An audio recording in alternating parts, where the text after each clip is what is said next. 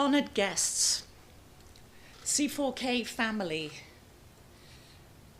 C4K leadership, and all of our supporters, welcome to Cure for the Kids Foundation this morning on this very auspicious occasion. Cure for the Kids Foundation was started in 2007 by our CEO, founder and president, Annette Logan Parker. Years before, a simple football accident led to her eldest son, a 15-year-old athlete, becoming injured and needing full-time care indefinitely and live out his life on a ventilator. This was a prognosis that was delivered to her without a shred of empathy or a glimmer of hope. Annette became her son's champion, his greatest advocate, researcher. She mortgaged her home, sold her jewelry, borrowed from family, and stayed afloat as a single-parent mum. Thanks to that tenacity, that determination, Alex recovered miraculously and is now a firefighter with a family with 3 children. Through this frightening journey, Annette's mission had been delivered to her: to provide all children high-quality, patient-centered healthcare, regardless of their inability to pay. Please join me in welcoming to the podium Annette Logan Parker.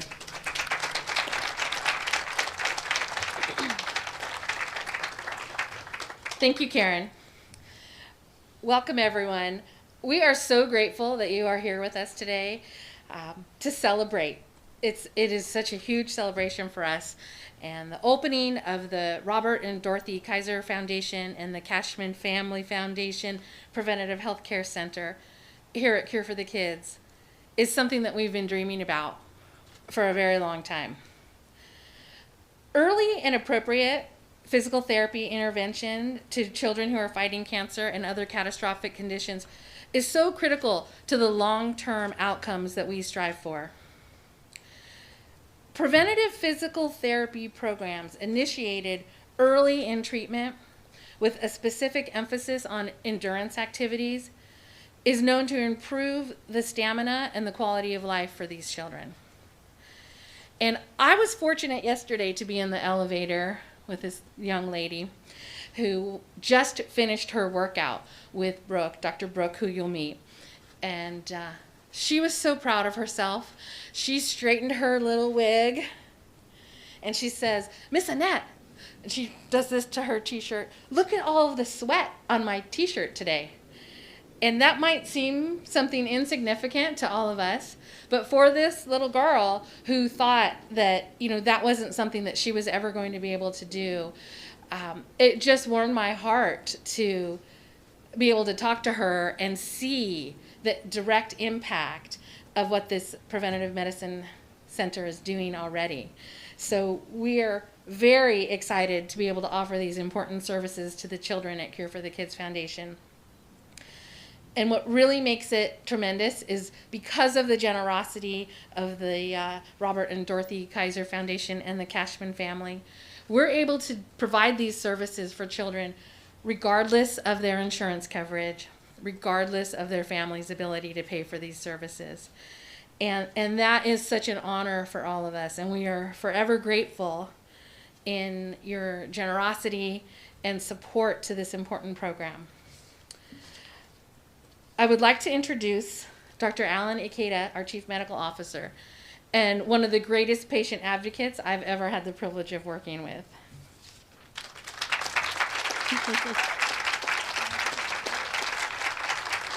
Thanks, Annette. Thanks, everyone, for coming. So this battle we have at Cure for the Kids, trying to get our kids better in the community. And we have these kids with cancer, blood disorders, really rare diseases that many people don't even treat and get sent out of offices here and there. And we've gotten better in curing some diseases, but sometimes our kids come out not unscathed, and they have some problems that go along with them. Trouble with walking, trouble with playing, trouble with eating, trouble with swallowing, all these different issues.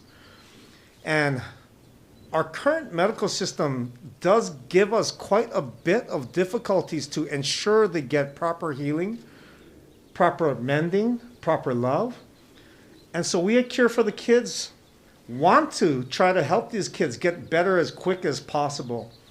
And insurance companies, sometimes we're battling with them for 3 months, and not to their fault, that's their system. And it's a battle to get them in to see physical therapy, speech therapy, these types of therapies and help and emotional support that kids can get to get better quicker, get back to life faster. And we can't do it ourselves. And we need people and groups out in the community like you all to help us through this.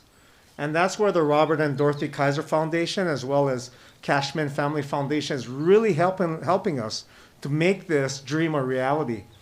And this means that kids who come in for therapy, for chemotherapy, can also be seen sometimes on the same day. The moms don't have to drive to another place. The dads don't have to get off to work and switch off and have to go to another center. We can do one-stop shopping here, and kids can come here where they feel safe, where we can control if there's any sick people in the place. We can control that there's no COVID at the physical therapy rehab center. And we can control to help these kids come to our center to get their therapy and go back home instead of being admitted to a rehab facility. And here you're seeing the big thing, the big grand opening, these things. But really, to help these children, we really need to know their underlying disease, and there's a lot of details to be teased out. Who needs to be on this machine versus that machine? Who needs help walking? Who needs help talking? Who needs help writing or just typing? And those details are really put through by our team, especially our members in physical therapy like Dr. Stephanie, Dr. Jackie, Dr. Sally, and Dr. Brooke. And they're our team that's going to be really great to help us push forward this mission and get these kids better and moving faster back to their normal life, and not just I'm sick and getting back to life. I'd like to introduce Dr. Brooke, who's going to help carry this mission now. Thank you all.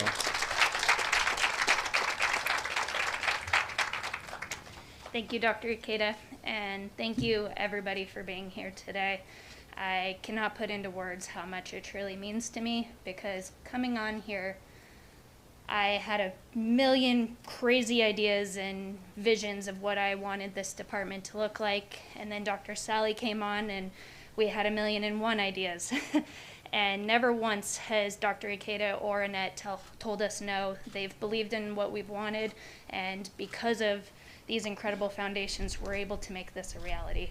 Because the reality is, because of our incredible oncologists, the cure rate for pediatric oncology is now anywhere from 80 to 90%. And so what that means is that twice as many kids are surviving cancer as they used to even 20 years ago. And with this improvement in the cure rate, we're seeing a lot of long-term illnesses come in and affect these children that we probably didn't know a few decades ago existed or were a problem.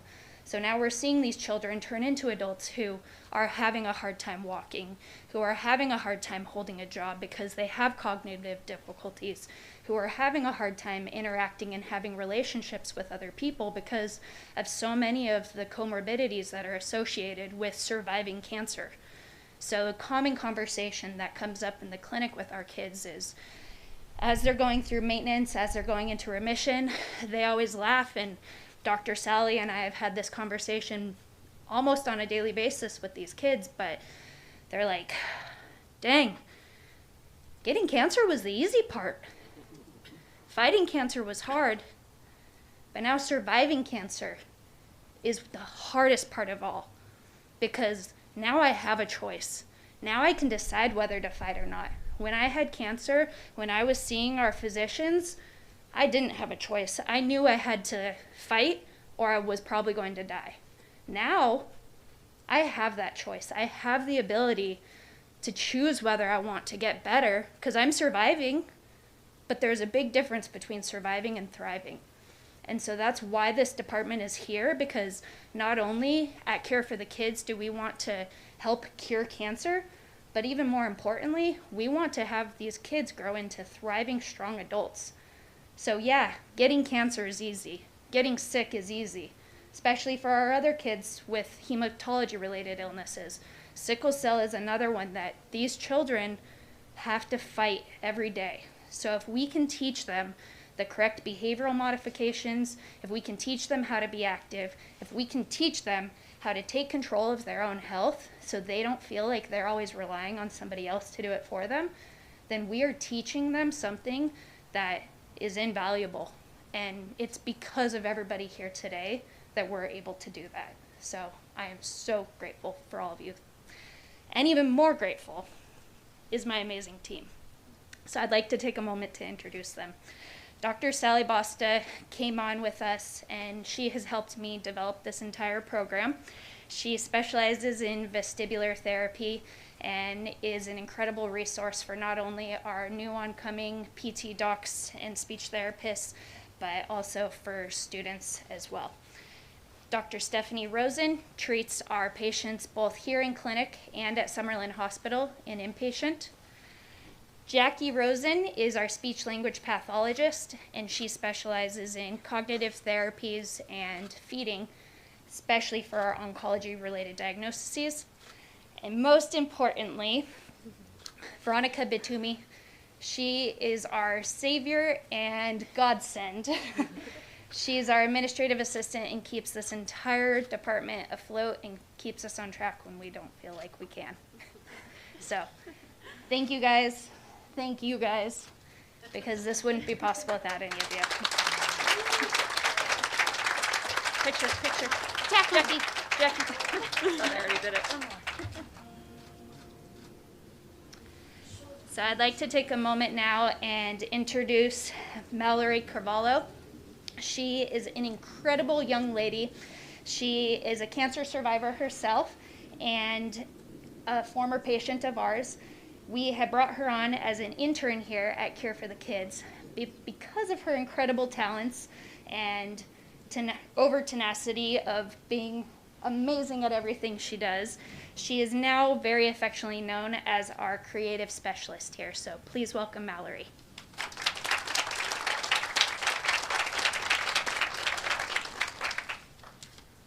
As Dr. Brooke introduced me, I'm Mallory. To preface, I was treated at Cure for the Kids for a rare and aggressive form of ovarian cancer in 2018 and some of 2019. Just like the patients that will be helped and treated with the physical medicine team, I was impacted greatly by my doctors, nurses, and everyone I was surrounded with in Cure for the Kids. And I changed my career path from being an artist to becoming a pediatric oncology nurse in the East Coast, partnering with Rutgers University, which is the school I go to. But I am not here to just boast about myself. I'm not here to boast about myself and the impact of Cure for the Kids, but I also want to talk about our very first patient who was able to be helped and admired through Cure for the Kids in the physical medicine team, and that is Peyton. Peyton was a teenager who grew up fairly healthy, active, and was on the path to become probably one of the greatest baseball players we would have known. In his sophomore year of college, he was named preseason All-American by the California Community College Athletic Association and was being recruited by D1 colleges. But on October 14th of 2019, things weren't easy for him, and he was diagnosed with cancer. Throughout his journey, it wasn't easy. Just like Dr. Brooks said, it's easy to get it, but to keep fighting is the hardest part.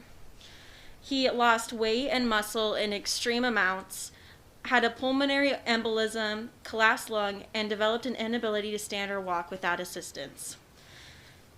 He would find himself staying at the hospital longer than he had anticipated. But because of the team and the center, he is now in maintenance with continual physical therapy to regain his strength and help his body adjust to all the medications. As Peyton's mother says, aside from Dr. Lasky and Dr. Akita, Dr. Brooke has truly been a blessing to Peyton's progress and his ability to regain strength, not only physically but mentally. Peyton has been out of a wheelchair for several months now and has been walking unassisted, all contributed to the work that Dr. Brooke puts in with Peyton. With the immense help from the doctors around the clinic, most importantly Dr. Brooke, Peyton was able to get down on one knee and propose to his longtime girlfriend, who said yes.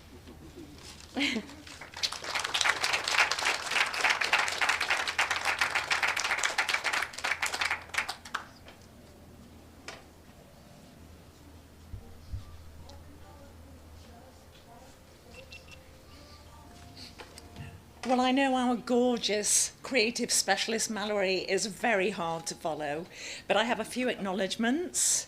There's a few people here to thank today, and some people that I don't have their permission to acknowledge, so I can't mention their names, are with us, and they are people who gave to the very foundation, the very buildings that we inhabit today. Thank you just doesn't seem to be enough. But how Cure for the Kids moved from its humble beginnings on Maryland Parkway, it really needed a hand to come down from the sky. Thank you, Jim Murren. It also needed the seas to part and the path to rise up before us. Thank you, Dr. Renee Kaufman, and of course, our leadership team. Only a few months ago, we celebrated the opening of the Andre Agassi Foundation for Education and Learning Center here at Cure for the Kids. Thank you, Julie Pippinger. Mallory has been working diligently this week, putting her creative skills to practice, and she created a commemorative book, which we want to give to you all as you exit. Beautiful C4K gym bag, Dr. Brooks' own workout bands that she's recommended for us all, and I am on it. But within the book, you'll see acknowledgements to Mophie, to UFC. Thank you, Brian Smith, for your fundraising and efforts to help equip our gymnasium. To Bryler Construction, thank you, Brian and Laurie. Elizabeth Sumi is here today, 3 pieces of equipment. Thank you, Elizabeth. And also to Michael Limon, to Brian Torres, to David J. Dunn, and of course, who also gave is Annette, and John Henry Parker. Thank you for your gifts. I'd also like to thank the Tony and Renee Marlin Foundation. Linda Morris is here with us.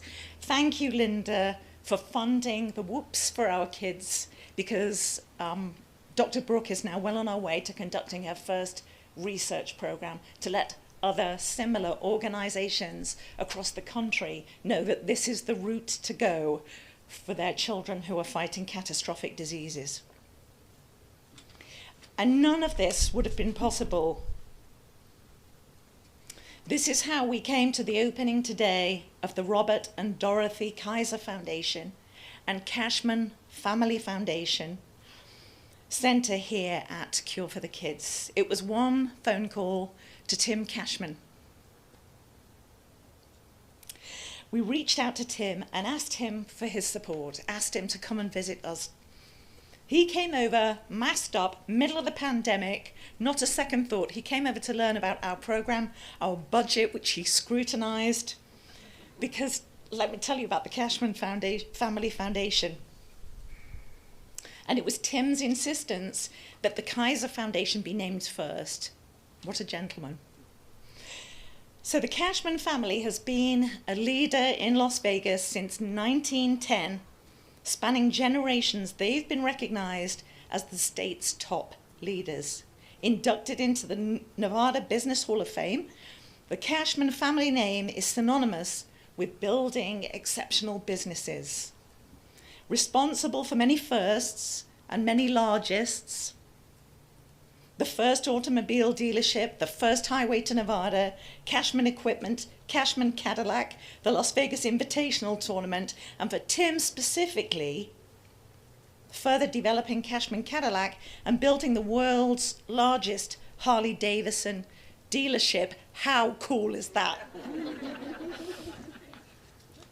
However, Tim and Leah and your family, it is your empathy and compassion that we celebrate today. Please welcome Tim Cashman to the podium.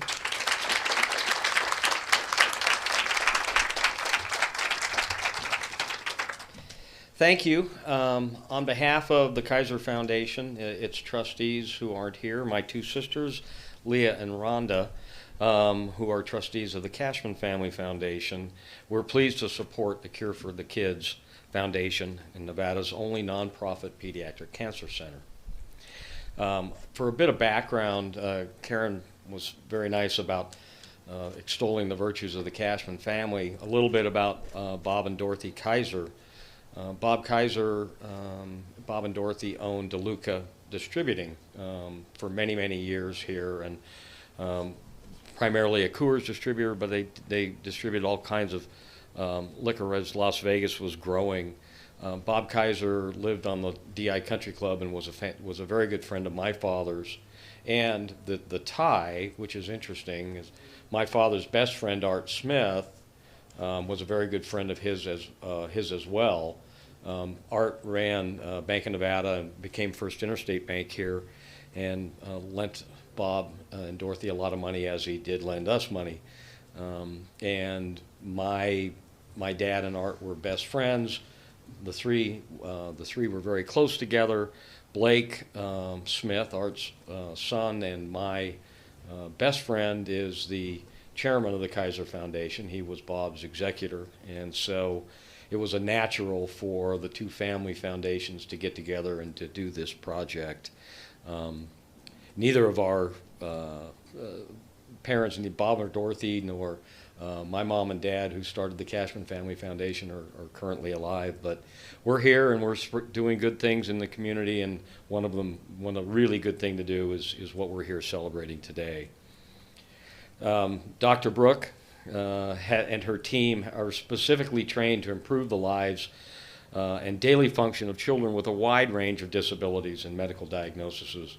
You know, within the walls, it's a 1,420 square foot full service gym with the latest therapy equipment, and they work with their patients to rehabilitate them following surgeries, procedures, and to prevent secondary problems, and there's a word here that I can't even understand, from developing. But they serve 4,500 patients a year, and the families who love them will benefit significantly from the opening of this facility. And I will just say thank you very much for coming out this afternoon or this morning and celebrating this grand opening. We changed the name last week, so that's good. We've got Preventative Healthcare Center, which is I think an aptly named facility, but we're here to open the Robert and Dorothy Cashman Family Foundation Preventative Healthcare Center here at Cure for the Kids. Thanks. We have a gift for you, so let me just go ahead and get that. So, Dr. Allen, you want to come up with me? So, Tim, we're thrilled to present you with a beautiful piece of art to commemorate this very special occasion and the compassion that you've shown all of us at Cure for the Kids. So right over here is a beautiful, it's a Domsky piece of art, and it's very, very heavy. Very nice. But we wanted to make sure that we gave you something that is as special as you are, and we just really want to say thank you so much. And we'll get this packaged all up safely and delivered to you. Great. That's the first time I shake. I know, Alan. Hey, you're going to finish. Perfect, thank you.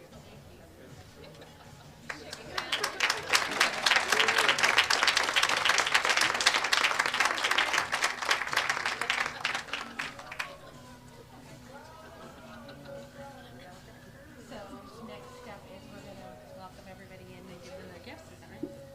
Oh, yeah. Okay, for our final step today, we're going to do our lineup and our ribbon cutting ceremony. So we'd like to invite the Cashman family to come up and help us to cut the ribbon. We'd also like our providers to join in there.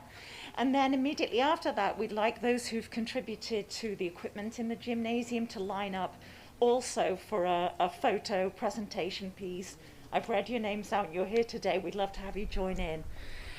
For the rest of our guests, thank you so much for attending. Before you leave, please stop over there. Bonefish Grill told us your money isn't good enough for us. You keep it and spend it on the kids. And we're going to cater this event for you today. You look after the children, we'll look after your guests. So thank you very much indeed to them.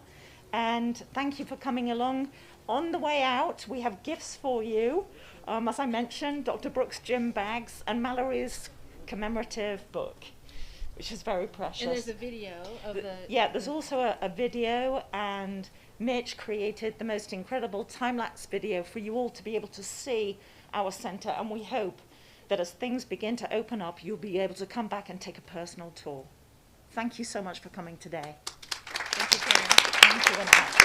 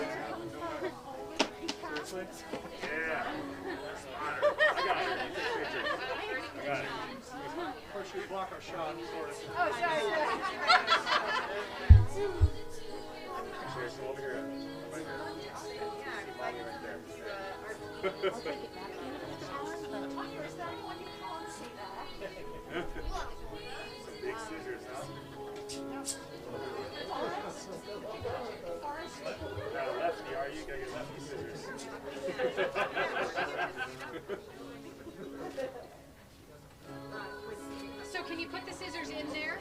Just don't cut it yet. There you go. Everybody smiles right here. Stay right there. I know. Smile with your eyes. Yeah, right? smile with your eyes. Exactly.